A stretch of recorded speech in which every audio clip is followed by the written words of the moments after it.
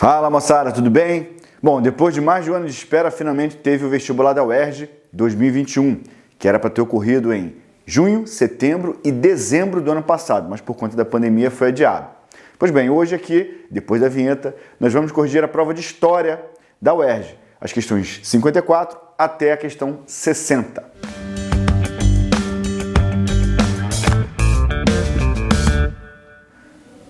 Pois bem, moçada, a prova da UERJ foi muito característica esse ano. Ela seguiu muito as suas próprias características históricas, né? Foi uma prova tanto de história quanto de geografia. Uma prova pouco conteudista, geografia um pouquinho mais do que história. Nós vamos corrigir ela no próximo vídeo. História com alguns temas recorrentes, principalmente a desigualdade social, a crítica ao sistema capitalista, né?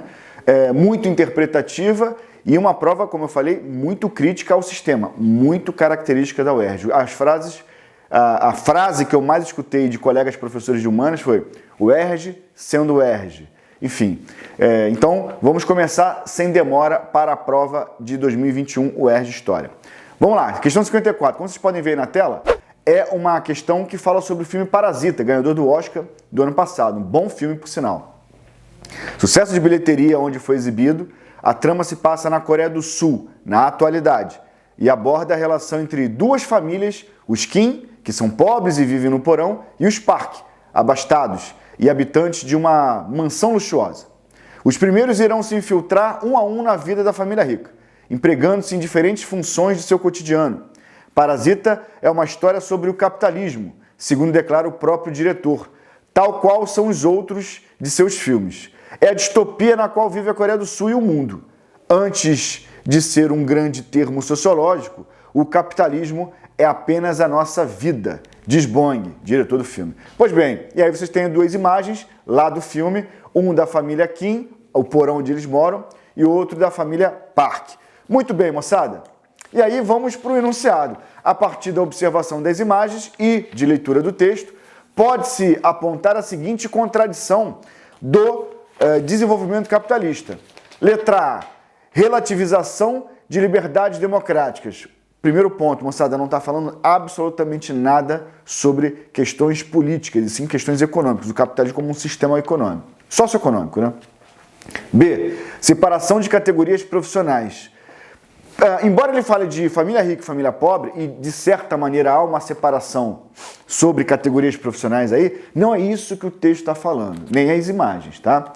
Letra C, especialização das hierarquias sociais. Espacialização das hierarquias sociais. Perfeito, bingo. Letra C. Moçada, o capitalismo, talvez a maior contradição do sistema capitalista é a impossibilidade de gerar riqueza de maneira igualitária para todas as pessoas de um determinado local, de uma determinada sociedade. No caso, país.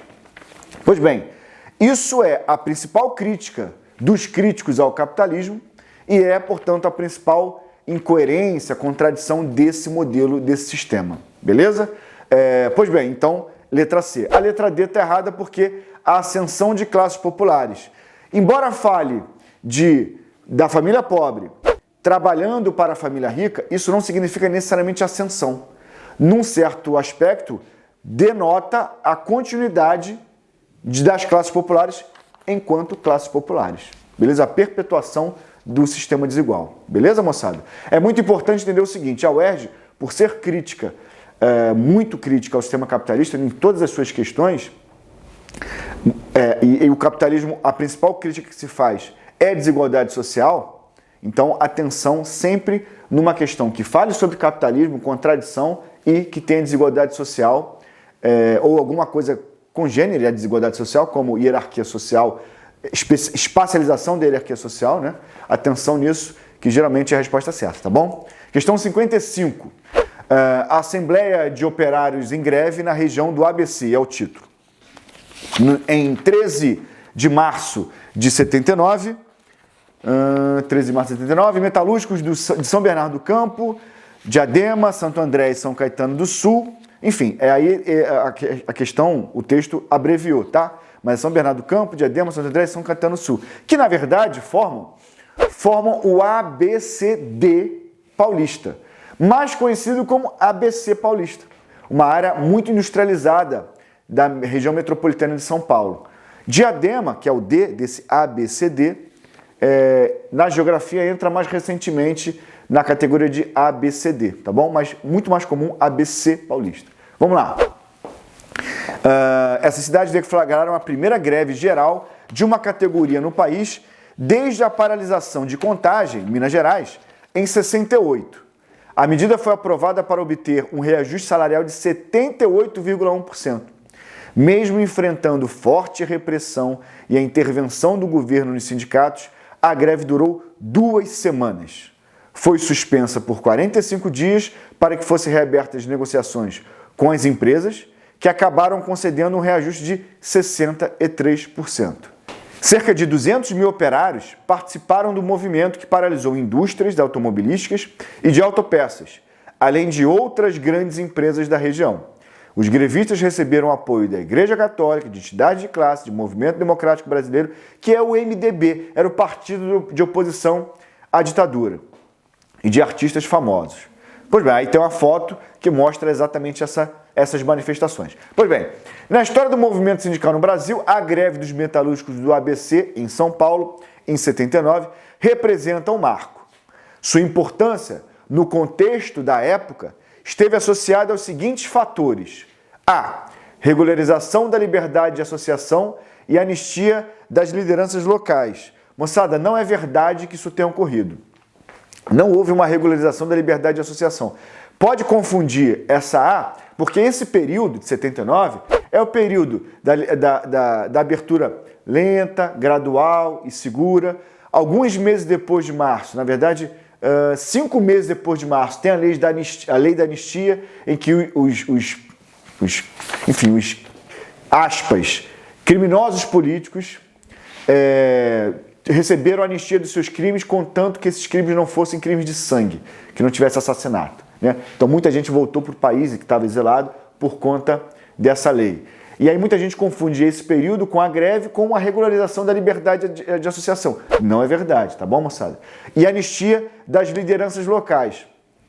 Isso também não ocorreu. Por exemplo, as lideranças do sindicato foram presas. A principal liderança da época, que ficou mais famosa de todas, é o ex-presidente Luiz Inácio Lula da Silva, que foi preso nesse período, tá bom? B. Interrupção do setor produtivo estratégico e respaldo da sociedade civil. Bingo, letra B. Moçada, no parágrafo 2 a gente consegue identificar isso muito claramente. Olha aí na tela. Cerca de 200 mil operários que participaram do movimento, que paralisou indústrias automobilísticas e de autopeças, além de outras empresas da região. Ou seja, olha o que está falando no início da interrupção de setor produtivo estratégico. Então interrompeu a produção industrial. E olha o B, respaldo da sociedade civil. Olha o finalzinho do segundo parágrafo. Os grevistas receberam apoio da Igreja Católica e de entidades de classe, do MDB e de artistas famosos. Então teve respaldo da sociedade civil. Mesmo que nós não conhecêssemos a história, pela interpretação de texto, dava para fazer essa questão. Não é uma interpretação fácil, é verdade, mas dava para fazer. Beleza? Então vamos ver porque a C está errada. Garantia de estabilidade de emprego e de flexibilização do corporativismo profissional. Não tinha garantia de estabilidade de emprego, alguns foram inclusive mandados embora, e flexibilização do corporativismo profissional seria, no caso, uma flexibilização da questão sindical, o que não aconteceu. D. Fortalecimento do equilíbrio econômico nacional e modernização das relações capitalistas. Não houve um fortalecimento do equilíbrio econômico nacional. Na verdade, o período da ditadura, principalmente no seu final, foi um período de aumento da desigualdade. Beleza? Então não houve um equilíbrio econômico nacional, não houve isso, tá bom? 56. Bom, como vocês podem ver, tem 2 fotos e 2 textos, né? Num texto acima, a foto é uma foto do presidente sul-africano e abaixo é uma foto aérea de um local urbano em Joanesburgo, uma das capitais sul-africanas. Vamos lá. A África do Sul comemora em 11 de fevereiro de 2020 o 30º aniversário da saída de Nelson Mandela da prisão. O dia 11 de fevereiro de 90 sempre será lembrado como um dos dias mais memoráveis da história do mundo, não apenas da história da África do Sul. O dia em que Mandiba foi libertado. Mandíbula era o apelido do Nelson Mandela. Foi o dia em que todos sabíamos que o apartheid estava morto, disse o atual presidente Ramaphosa. A multidão que se reuniu para ouvi-lo. Perto de Joanesburgo, uma autoestrada separa duas comunidades contrastantes. O bairro burguês majoritariamente branco de Primrose e a povoação de Macause, onde os primeiros desempregados se apropriaram de terras na década de 90. Quase todos os seus moradores são negros. Então, mostra aí uma questão relacionada ao apartheid, política, uma comemoração do fim do apartheid, e o outro fala especificamente sobre uma segregação espacial, tal como aquela questão que nós vimos do parasita, tá? Bom, vamos para o enunciado. Há 30 anos, a libertação de Nelson Mandela na África do Sul significou que o regime de apartheid estava morto, conforme a reportagem. Na atualidade, a fotografia aérea de logradouros da cidade de Joanesburgo representa a seguinte herança desse regime. A rigidez do planejamento urbano? Obviamente que não, né? Ele está falando de apartheid. Não há, portanto, uma rigidez no planejamento urbano. Nessa área vamos ter casas de rico, nessa área vamos ter casas de pobre, ponto final, não pode ser diferente. Não, tá? Modernização do transporte público. Nem de transporte público está falando a questão, então não. Aprimoramento do manejamento urbano. Nem de questões ambientais está falando a questão, então não. Letra D, permanência da segregação espacial. Bingo. Se no Parasita a segregação espacial é relacionada ao sistema capitalista, na África do Sul está relacionado ao apartheid, a segregação. Para quem não sabe, apartheid foi uma legislação sul-africana de meados do século XX que literalmente proibia os negros, lá a minoria branca governava o país. A maioria negra era proibida de circular em determinadas áreas e de frequentar determinados lugares. Então tinha ônibus, bebedouro, locais públicos, tudo segregado. Era um negócio terrível, absolutamente terrível. E, obviamente, se os negros têm um papel social específico numa sociedade, e quem comandava eram os brancos, obviamente que os postos de trabalho e as posições sociais e econômicas maiores eram dos brancos. E isso vai ter um impacto também econômico e social, né? Mas, nesse caso, não é o capitalismo para a questão, né? Não é o capitalismo como fonte dessa segregação, e sim o regime do apartheid, beleza? Então, vamos para a questão 57. Cidade relembra cerco que fez queimar livros de Paulo Freire. Perceba um detalhe, tá, moçada? Sempre tem aí um texto e uma questão que fala sobre o texto. Nem sempre você precisa saber, nem sempre no texto está a resposta. Na maioria das vezes, não. Tá? Você precisa saber a matéria. Mas vamos lá. Mas, portanto, isso leva tempo para você matar a questão, que você precisa ler o texto. Vamos lá. Cidade relembra cerco que a fez queimar livros de Paulo Freire. Maria Eneide Araújo, de 63 anos, escondeu seus cadernos embaixo do colchão. Não queria perder a recordação da alfabetização, mas não teve jeito. Os boatos de que aquelas anotações poderiam levar seu pai e sua mãe presos após o golpe militar de 64 fizeram com que Eneide as entregasse, e todas foram queimadas. Em Angicos, no sertão do Rio Grande do Norte, outras pessoas fizeram o mesmo naqueles meados dos anos 1960. Quem não queimou, enterrou cadernos e livros que os ligassem às aulas dos monitores orientados por Paulo Freire. A cidade de Potiguar recebeu em 63 o primeiro experimento do método criado pelo educador para a alfabetização de adultos. E o objetivo era ambicioso, ensinar 300 pessoas a ler em 40 horas de aula. Em projeto que ficou conhecido como as 40 horas de Angicos. Passados 57 anos, Freire e seu método baseado no uso de palavras e vivências do cotidiano dos alunos são hoje o principal alvo da política educacional do governo federal. Isso é um texto de 2020, né? Vamos lá. O episódio relatado na reportagem, assim como a prisão e o exílio do pesquisador Paulo Freire, estiveram associados às ações repressoras instituídas logo após a deposição do presidente João Goulart em 64. Naquela conjuntura política, os novos governantes justificaram ações dessa natureza, alegando a necessidade de evitar um contexto de... Pois bem, moçada, só para contextualizar, Paulo Freire produz um método de alfabetização de crianças, jovens e adultos. Ele consistia basicamente no seguinte: para que eu vou falar vovó viu a uva? Só um exemplo, tá? Se a criança nunca viu a uva, Hoje, nós temos fruticultura irrigada no sertão nordestino, principalmente em Juazeiro e Petrolina, beleza? Bahia e Pernambuco, respectivamente, no sertão nordestino. Nessa época, não tinha ainda essa tecnologia para plantar uva no sertão. Então, por que eu vou falar vovó viu a uva para uma criança ou para alguém que nunca viu uma uva na vida?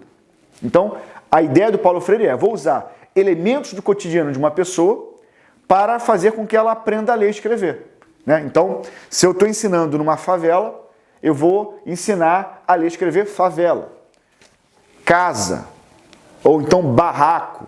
E aí, atenção, tá? Favela, barraco, sem nenhum sentido pejorativo de depreciação do termo, tá? Para que as pessoas aprendessem a ler a partir da sua conjuntura socioeconômica, sacou? E na ditadura, tudo que era ligado às questões populares, de elevação do poder de reflexão crítica da população mais pobre, principalmente, além de outros fatores, mas isso principalmente, era associado a uma luta de esquerda.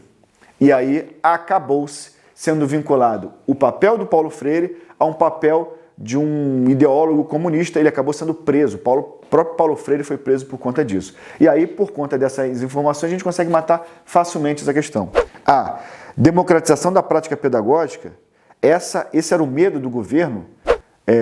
Achava que a democratização da prática pedagógica seria um problema para a sociedade? Não, não era isso. Nem os regimes totalitários mais canalhas do mundo falavam defendiam a não democratização do acesso a práticas pedagógicas, tá? Então, não. Ideologização da cultura popular. Não. Embora tivesse essa questão de não permitir que as populações soubessem ler e fossem mais críticas, não é só saber ler ou não saber ler, não é isso. Até porque teve um programa do governo militar chamado Mobral, que era ligado à educação, e principalmente aos mais pobres. Pois bem, nem é o fato disso. Mas, como diz aqui, ideologização da cultura popular não corresponde à verdade, porque mesmo a ditadura, favorecendo os mais ricos, de certa maneira, economicamente, não tinha uma elitização cultural sobre isso. Não havia um programa de elitização cultural. Então, a ideologização da cultura popular, em tese, não era um problema, tá? Subversão de propostas liberais. Não é isso que fala o texto e não é isso que estava defendendo Paulo Freire nem os militares. E de propagação de ideias comunistas. Esse era o maior temor dos militares em relação a Paulo Freire, e não só a Paulo Freire, a qualquer pessoa crítica ou que conduzisse seu trabalho profissional, e esse trabalho profissional, de certa maneira, se chocasse com o que defendia a ditadura militar. Sacou? Então, muita gente que nem comunista era, nem de esquerda era, foi taxado como comunista por conta de uma oposição ao governo militar. Beleza? Então, vamos para a questão 58. Tem uma foto aqui de alguns escravos do século XIX e um texto de apoio. O tráfico de escravos africano, maior movimento de migração formada documentado pela história, forneceu a mão de obra que impulsionou o desenvolvimento econômico das Américas nos primeiros séculos de colonização europeia e moldou a composição genética das populações de norte a sul do continente.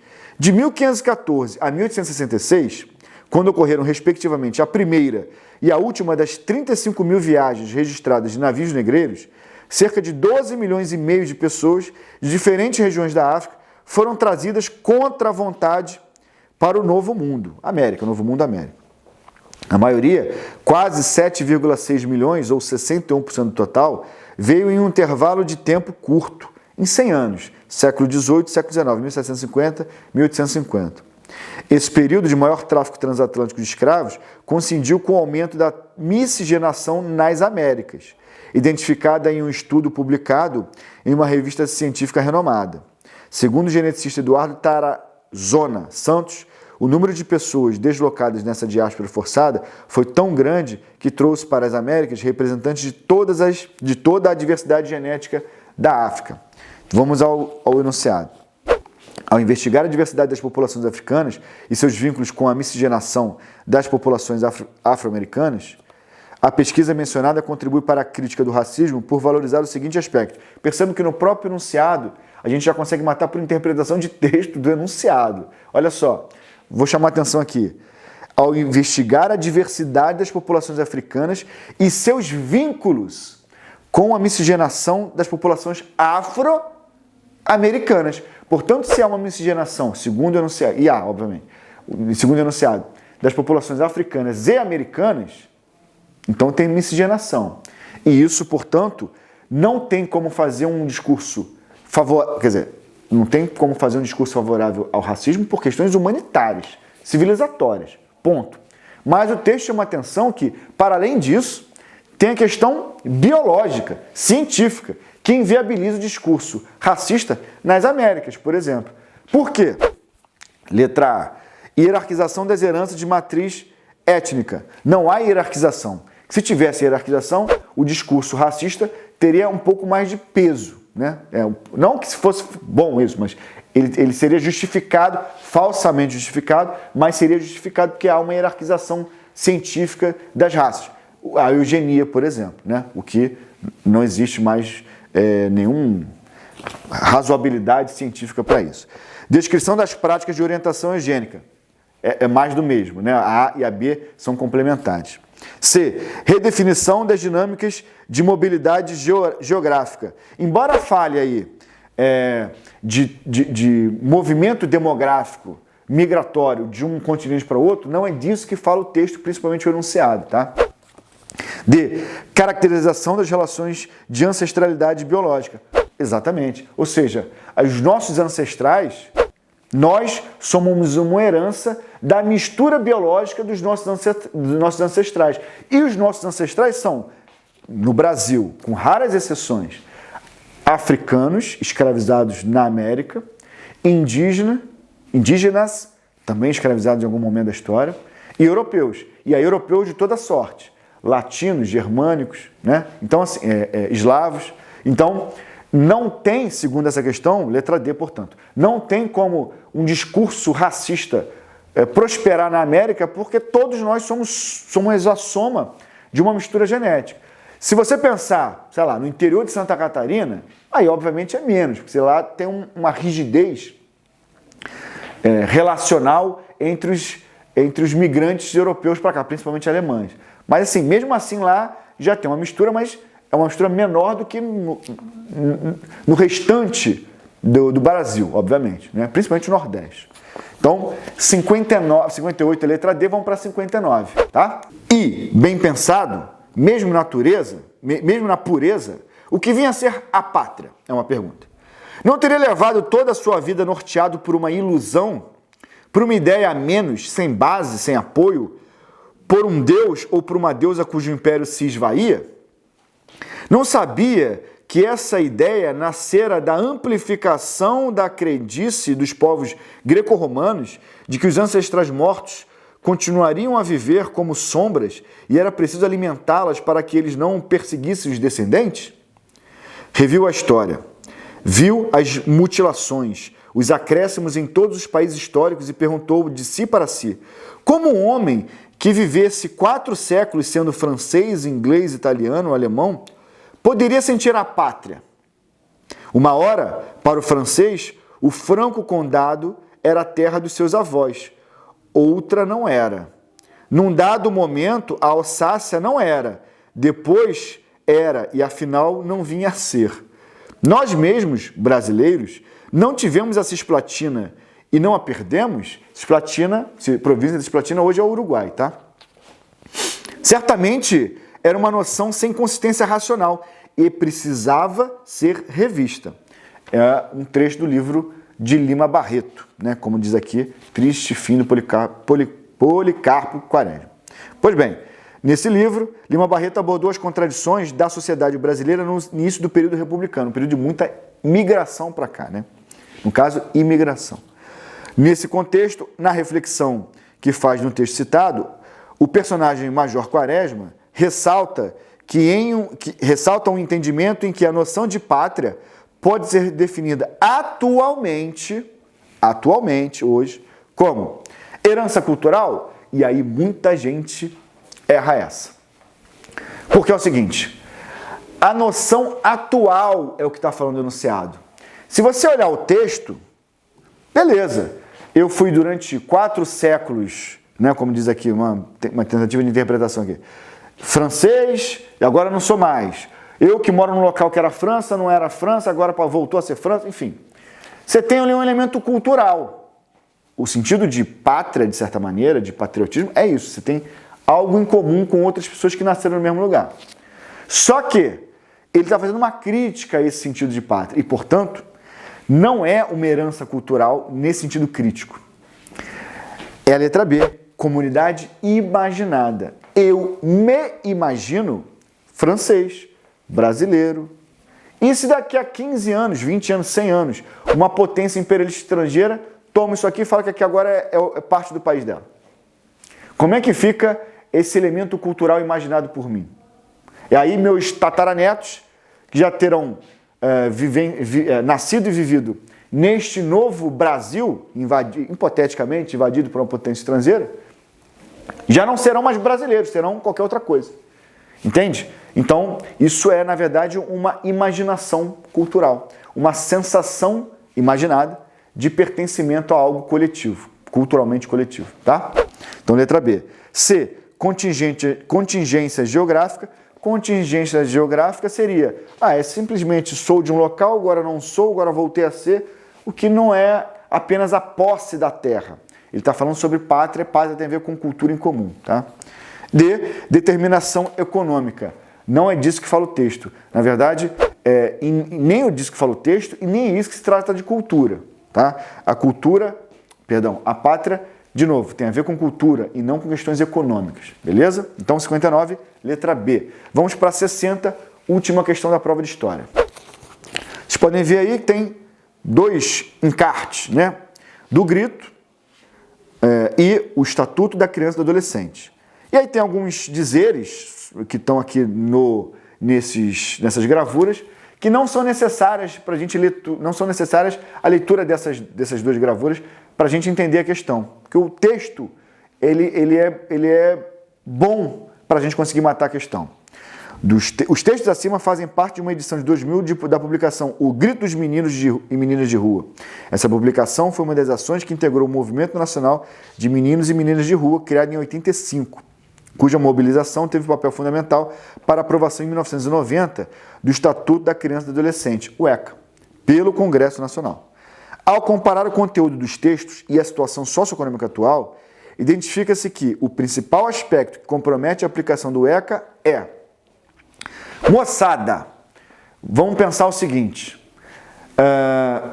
o ECA é o Estatuto da Criança e do Adolescente que protege a criança.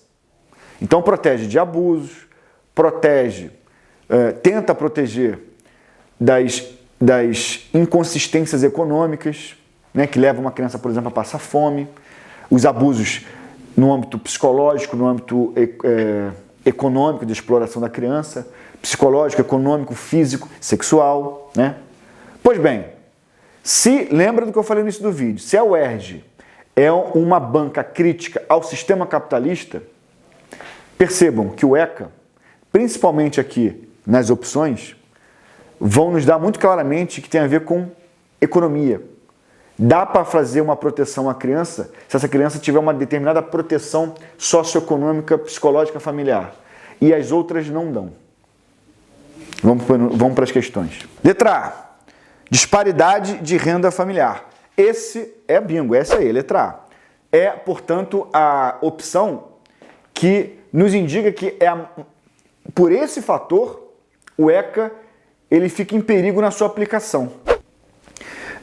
Na assistência social, por exemplo, na geografia, isso já é um pensamento hegemônico, de que as famílias mais pobres, elas têm uma estrutura, a maioria, ou uma parte significante, tem uma estrutura mais insegura. Muitas dessas famílias colocam seus filhos para trabalhar no sinal, por exemplo, né? O que não ocorre com a classe média, por exemplo, ou com as classes média baixa, média, enfim, classes altas, então, nem pensar. Então, isso dificulta a aplicação do ECA, entende? Então, a disparidade de renda, você consegue proteger uma criança numa família de classe média alta ou alta, porque ela vai ter outros mecanismos para proteger a criança, vai sair de uma casa desestruturada, ok, mas economicamente essa criança está ali minimamente protegida, né? Agora, uma criança com uma família desestruturada e baixa renda, com insegurança alimentar, por exemplo, é muito mais complicado. Como é que você fiscaliza o não trabalho infantil numa família dessa? É muito mais difícil a aplicação disso, entende? Necessária a fiscalização, necessário acompanhamento, mas é mais difícil aplicar, sacou? Então, a disparidade de renda familiar é um elemento importante. E aí, vamos de novo, lembrar do início que eu falei. A UERJ é uma banca crítica ao sistema capitalista. Então, desigualdade social é algo muito relevante, que tem várias implicações em várias áreas, inclusive na aplicação de uma legislação de proteção da criança, tá? B, por que ela está errada? Estagnação de oferta laboral. A estagnação de oferta laboral significa o não aumento do emprego, em outras palavras, né? Isso, de certa maneira, tem uma consequência econômica, tem uma consequência social, mas não é isso diretamente que afeta o ECA, tá bom? Letra C, perdão.